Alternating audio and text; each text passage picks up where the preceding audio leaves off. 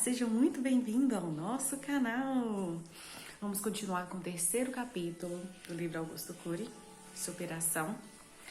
E peço desculpa por não ter seguido, né? Porque na verdade eu estava previsto para poder ler segunda, quarta e sexta, mas aconteceu alguns probleminhas pessoais e eu tive que dar uma pausa, mas estamos de volta. E aproveitando, sem muitas delongas, porque o capítulo 3 ele é um pouquinho maior. Para você que estiver passando por um momento um pouco complicado, de desequilíbrio, eu aconselho a oração, em primeiro lugar, e se retirar do mundo, né? Para poder entrar para dentro de você, para conversar e conhecer você mesmo. Na meditação.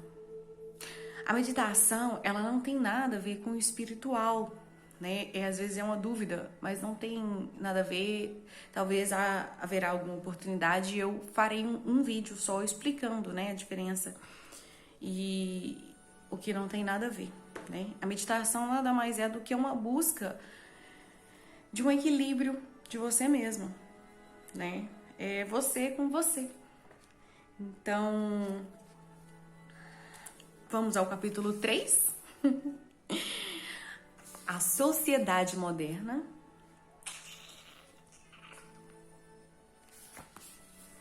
As sociedades modernas estão doentes. O psiquismo da nossa espécie, principalmente nas sociedades modernas, está adoecendo coletivamente. Cada vez mais notamos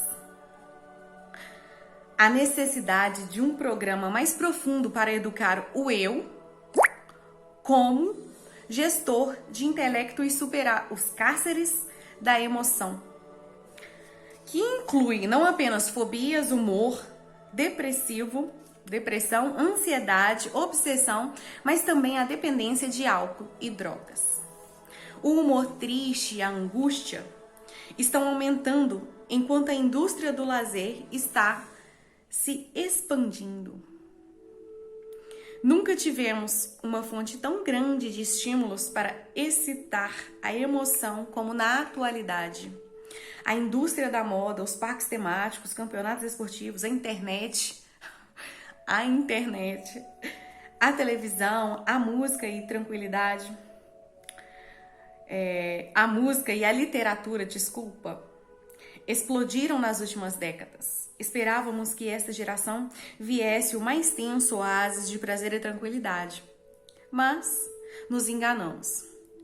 Jamais fomos tão tristes e inseguros. Muitas pessoas precisam de incontáveis estímulos para sentir migalhas de prazer. O que está acontecendo? Quem deseja ter uma mente livre deve se questionar profundamente. A solidão está aumentando. As sociedades estão adensadas. No começo do século XX, éramos poucos mais de 1 bilhão de pessoas. Hoje, só a China e a Índia já têm, cada uma, mais de 1 bilhão de habitantes. Por vivermos tão próximo fisicamente, pensávamos que não haveria solidão. Mas nos enganamos novamente. A solidão nos contaminou. As pessoas estão sozinhas nos elevadores, no ambiente de trabalho, nas ruas, nos estádios. Estão sozinhas no meio da multidão. Existem drogas lícitas, cocaína, crack, LSD, maconha, drogas socialmente aceitas, álcool e drogas prescritas por médicos e vendidas nas farmácias, tranquilizantes, ansiolíticos, moderadores de apetite, anestésicos, determinadores relaxantes musculares. Em alguns casos, o uso de drogas é uma tentativa de superar a solidão. Mas esse resultado nunca é alcançado, ao contrário. Essas substâncias aumentam o isolamento, a angústia e o cárcere psíquico. Você se sente solitário? Sente que está próximo, mas muito distante das pessoas a quem ama? Sente que está rodeado por uma multidão, mas que ninguém o compreende? Seus amigos que usam drogas penetram na sua história ou seu relacionamento com eles é superficial? Você chora escondido dos outros? Para dialogar, é necessário não ter medo de reconhecer os próprios conflitos e fragilidades, nem ter vergonha de si mesmo. Mas também é preciso saber ouvir, sem receio, o que o outro tem para falar. É preciso ter cumplicidade, deixar de lado o julgamento e exercer a arte da compreensão. Uma das coisas mais relaxantes de uma relação é ter a convicção de que não somos perfeitos. É saber que precisamos estar dispostos a compreender uns aos outros. Brinquem mais, sonhem juntos, relaxem. Não levem a vida a ferro e fogo, pois ninguém muda ninguém. Não tente mudar os outros. Você vai falhar e criar mais janelas Cully neles. Nem nós, especialistas, conseguimos mudar os pacientes. Só podemos contribuir para que o eu deles use as ferramentas necessárias para que eles mesmos reescrevam a própria história. Reclamem menos e elogiem mais. Agradeçam a todo momento cada pequeno gesto que seu marido, sua esposa, seu filho lhe fez. Tal atitude planta janelas light no córtex cerebral deles e muda a paisagem da relação. Outra ferramenta capaz de melhorar as relações são as surpresas. Levam flores fora da data, façam um jantar diferente, tenham comportamentos inesperados, libertando a criatividade e saindo da rotina. Vocês irão entender que simples gestos trazem grandes conquistas. Não deem sempre a mesma resposta para os mesmos problemas. O diálogo está morrendo. E isso também contribui para poder aumentar o isolamento entre as pessoas. Muitos só sabem falar de si mesmos quando estão diante de um psiquiatra ou psicólogo. Pais e filhos não compartilham histórias e raramente trocam experiências de vida. A família moderna está se tornando um grupo de estranhos, todos ilhados no próprio mundinho.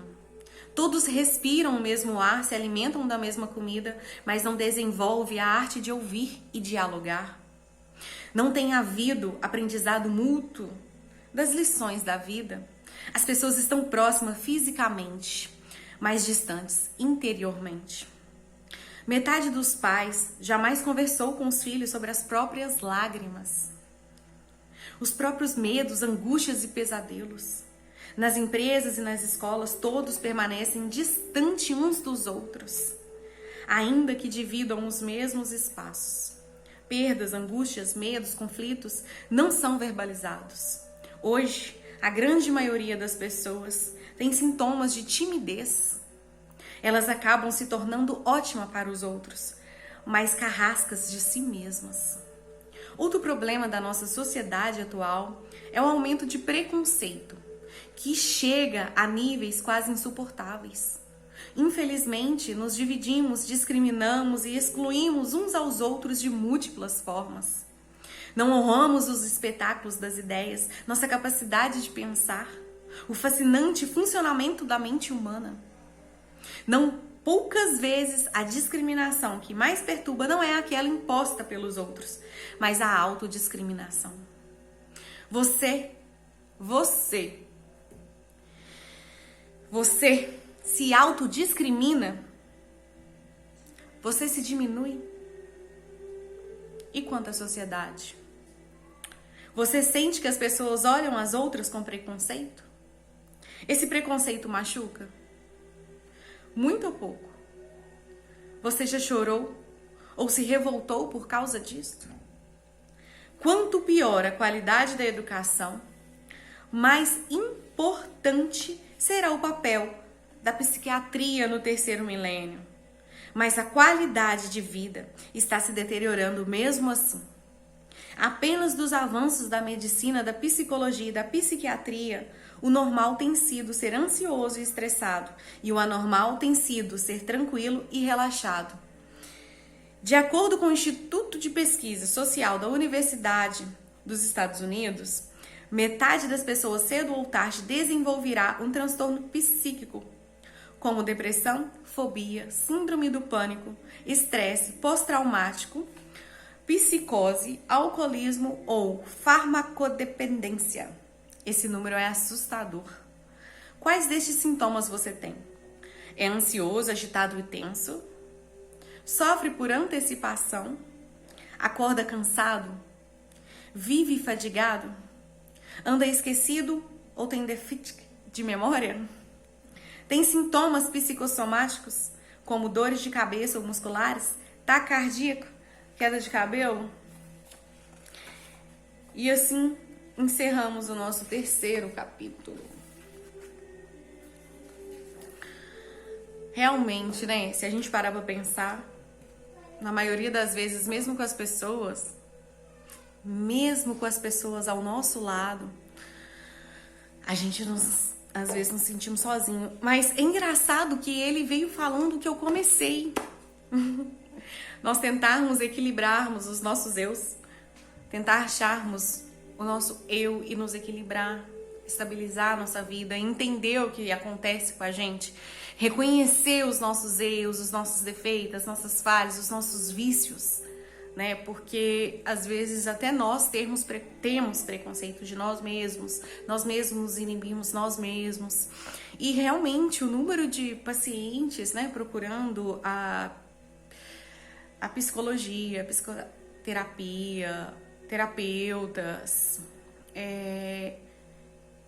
a maioria tem ajudado, né? As terapias complementares, como o terapeuta holístico, o mestre em Reiki, são todas terapias que nos auxiliam para tentar reequilibrar todos esses sentimentos que, na verdade, a gente às vezes não consegue lidar sozinhos com isso. Então, no começo eu indiquei a meditação, continuo indicando a meditação, uma oração, e vão seguindo, né? Hoje parece que foi até mais, vamos dizer, reflexivo, ao mesmo tempo compreensivo e ao mesmo tempo uma coisa que todos nós ou já passamos ou já ouvimos falar. Então eu encerro aqui, né? Espero que tenham gostado. Continuem me acompanhando, nos acompanhando, e vou tentar, né, trazer para vocês algumas coisas que as pessoas confundem muito, né, de espiritual não tem nada a ver com energias, às vezes igual o Reiki, né, eles usam como espiritual, mas não é, na verdade, não envolve a religião em si, né, isso aí, não. Mas fiquem com Deus, até o próximo vídeo, espero que tenham gostado, curtem.